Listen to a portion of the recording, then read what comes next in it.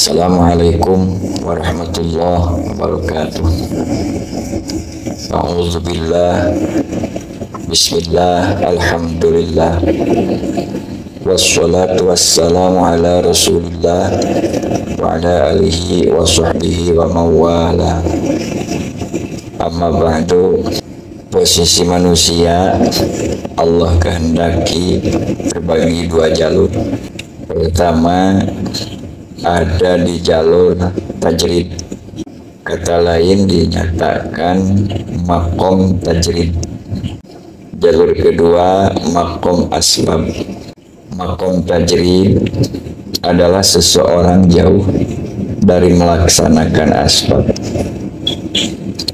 atau tidak berinteraksi dengan manusia lain, kata lain tidak bekerja secara fisik seperti dagang, tani, bisnis, dan lain-lain dari kalangan asbab. Kenapa demikian?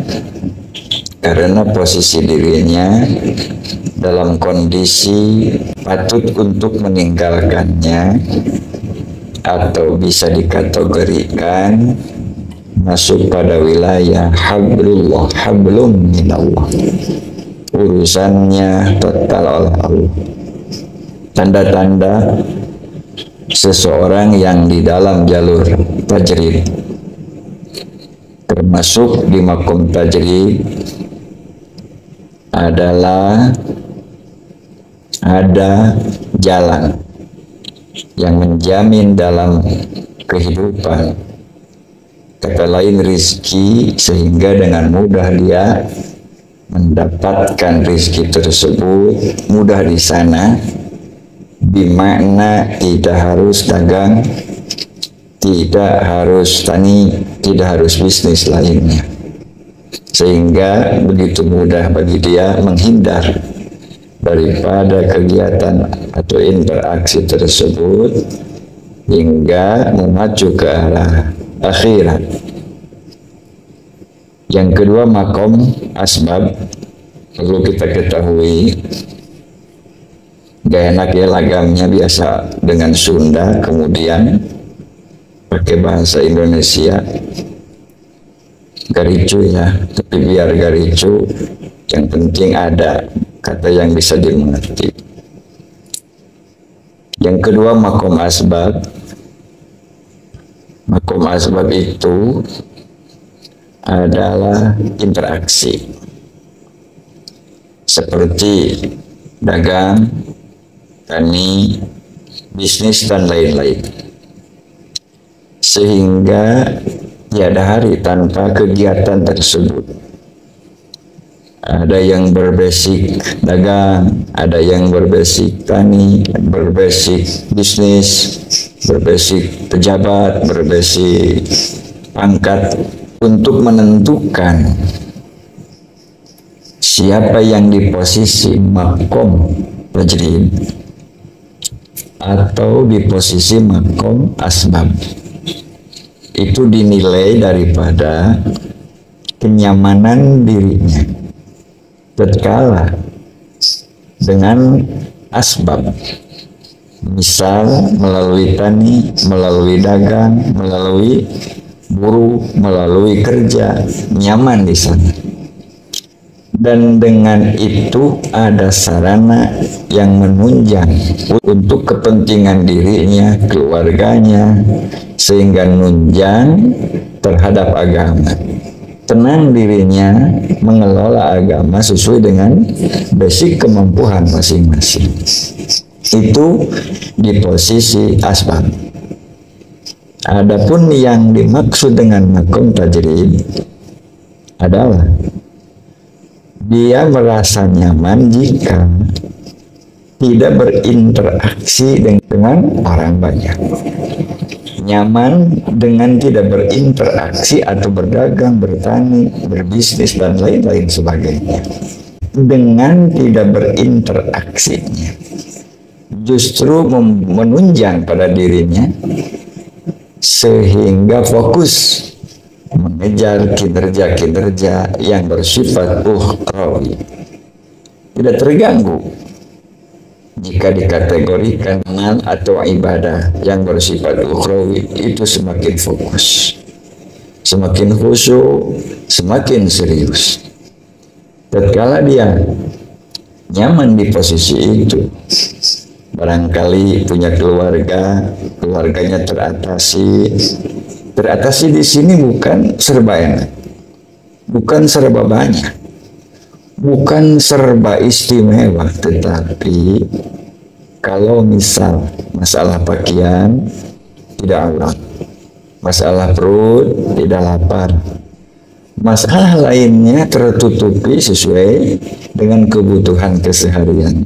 Kemudian jika ada seseorang yang sedang ditetapkan oleh Allah, diposisikan oleh Allah di maqam tajrib, kemudian ingin ke asbab, ingin terjun ke asbab, atau sebaliknya, orang yang ditetapkan oleh Allah ingin tajrib, padahal dia sedang enjoy di asbab.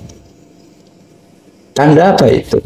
Yang pertama, jika seseorang sedang diposisikan oleh Allah di maqam tajrib, kata lain menjadi mutajarrid, kemudian dia ingin terlibat atau terjun ke jalur asbab, itu adalah menurut morosot, digugah, jatuh daripada cita-cita yang tinggi. Sebaliknya, tatkala ada seseorang yang sedang diposisikan oleh Allah di maqam asbab, tiba-tiba ingin ke maqam tajrib, kumrot, melihat maqam tajrib, pasti pandangannya enak, senang, dan lain-lain. Padahal dirinya sedang ditetapkan oleh Allah di maqam asbab. Itu namanya syahwatil khafiyah, adalah kemauan yang hampa, perasaan yang sama. Untuk dua posisi, satu sama dengan lain, jika dilalui, jika diikuti kemauannya, yang pertama, kalau posisi tajrib mau pada asbab, itu namanya jatuh. Kalau sedang dalam posisi asbab, kemudian terjun ke posisi tajrib, itu namanya loncat, ya, namanya loncat, alias bunuh diri, alias ingin hati meluk gunung, apa daya tangan goresan.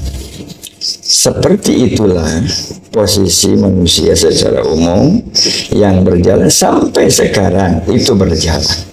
Jadi ada yang di maqam tajrib, ada pula yang di maqam asbab. Bagaimana dengan kita? Rasakan oleh kita. Tatkala kita nyaman di dalam posisi tajrib, jangan roy-roy, jangan kumrot ke asbab. Sebaliknya, tatkala kita nyaman dengan posisi asbab, itu pula jangan roy-roy, sempurnakan di dalam asbab. Karena kemauan kita yang seperti itu, alias ingin menjadi tajrib, adalah bagaikan ingin naik ke langit. Dengan kondisi kita seperti ini, ingin terbang tanpa sayap, tanpa pesawat, dan lain-lain sebagainya, itu namanya ngahayal. Artinya dua-duanya pun celaka. Kita ngapung tanpa sayap, tidak pakai pesawat, kemudian akan gagal. Jika itu pun tercapai, jika ia memang kita bisa ngapung, cong, akan jatuh. Sudah jelas yang di maqam tajrib, jika terjun ke maqam asbab, itu jelas dia itu jatuh. Untuk demikian, apa yang harus kita lakukan? Yang pertama, fahami bahwa semua itu adalah ketentuan Allah Subhanahu wa Ta'ala. Yang kedua, sadari semua itu terima dengan lapang dada. Insya Allah, di mana posisi kita, dua-duanya atau di dalam posisi itulah akan ternikmati. Semoga ada manfaatnya. Wassalamualaikum warahmatullahi wabarakatuh.